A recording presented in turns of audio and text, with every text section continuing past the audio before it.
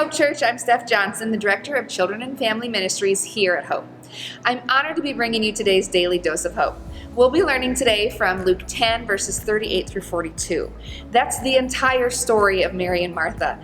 I don't know why I always assumed that Bible story would be a longer passage, but it's really just a short account. It only lasts 5 verses. So I'm going to go ahead and read this one out loud to you today. As Jesus and his disciples were on their way, he came to a village where a woman named Martha opened her home to him. She had a sister called Mary who sat at the Lord's feet listening to what he said. But Martha was distracted by all the preparations that had to be made. She came to him and asked, "Lord, don't you care that my sister has left me to do the work by myself? Tell her to help me." "Martha, Martha," the Lord answered, "you are worried and upset about many things, but few things are needed, or indeed only one.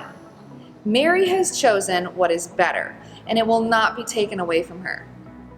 Well, that's a tough pill to swallow, especially if you're the type of person who enjoys feeling productive or is naturally task-oriented. Really, the better choice.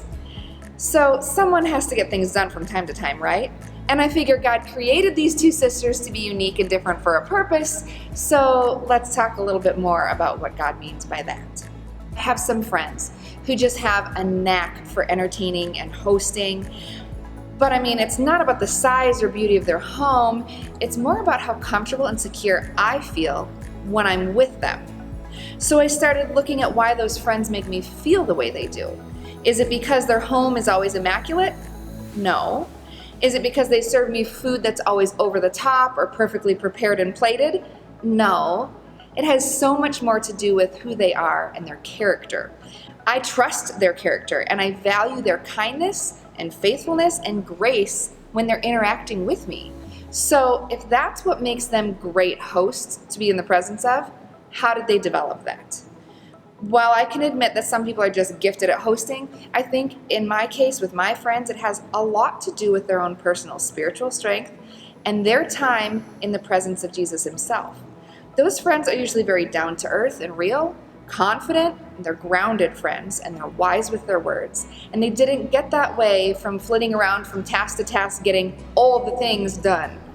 I'll be the first to admit that looking at this Mary and Martha story makes me a bit uncomfortable. For some reason, being task-oriented or detail-focused can just seem so much easier some days than sitting down and setting aside time to spend with God. But when it comes to being productive, let's be honest, what do I want more of in my life? To rid that corner of clutter, or to become more grounded, mature spiritually, wise? Well, when you put it that way. The story of Mary and Martha can initially appear to just be about two sisters who were created with different natural tendencies. But the focus of this story is actually on Jesus and the value of spending time with him. When Jesus spoke to Martha about her attitude, I really don't think he was just trying to lecture her. He was meeting her with mercy in her area of strength, which can almost always be a weakness as well. And he was offering her relief for her weary heart and body. He was encouraging her to not let the urgency of temporary tasks distract her from an amazing opportunity that she had to be in the presence of Jesus. We can all be Marthas at times, each in our own way, but we're often driven by expectations from ourselves or others. But let's just remember that learning and growing through spending time with our Lord is not unproductive. It's the best kind of productive. And really, it's the only way for us to grow in wisdom and spiritual maturity, which in turn will make us a much better host, parent, coworker, grandparent, friend, you name it. So be productive today. Invest in your own spiritual growth. Take a moment to set aside your task list and spend some time with your Lord. And enjoy being in his presence today.